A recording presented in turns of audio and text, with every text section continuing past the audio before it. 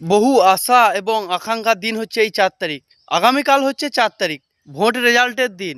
তো গত 23 এবং 29 তারিখে যে নির্বাচন হয়েছিল তারই ফল প্রকাশের দিন হচ্ছে আগামীকাল, মানে হচ্ছে 4 তারিখ। তো ভোটের রেজাল্ট যাই হোক না কেন, এটা হবে মানুষের বেছে নেওয়া ঠিক এবং ভুলের সিদ্ধান্তর ফল।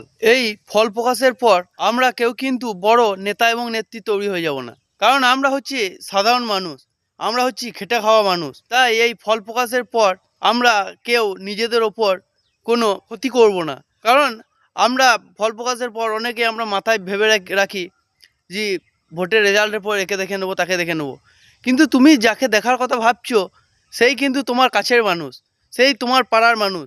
তোমার বিপদে সেই কিন্তু আগে এগিয়ে আসে।